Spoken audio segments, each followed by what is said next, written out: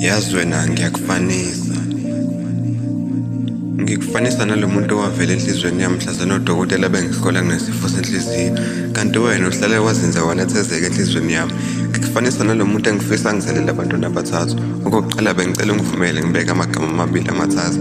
Okwesibili bengicela sibe babili kuphela uthando lutho ngoba kade ngeke okwesithathu. Bengicela silale sibabili embhedeni ekuseni sivuke sibathathu. Ngakhathazeki ngamalobolo malume ngabathumele nangeviki elizayo ngolwesithathu. Angeke beze bebaningi bazuze nje bebathathu. Wena ngikufanisa nalo muntu ozothi yebo ngiyavuma phambi kwe-altar. Ngijabule ngijule ngigiye ngihlabe kabili ngihlabe kathathu ngiyakufanisa. Ngikufanisa nalophumalanga Scott engiyoshada naye. Wena unyathela ngabantwana ngoba unganyathela ngezinyawo singabuya nodaka. Uyikhandlela elikhanya bha kuhle kwelami leloli lelolozela kuloli ubalekile kuleliso lami makushona ilanga ngingakugqolozelanga ngakulaleki. Ngikufanisa naleli hlongandlebe engihlezi ngelikhuza ngithi awuyeke ukuhlala emqondweni nami kubeni unalekini yazi. Ngiyakuthanda.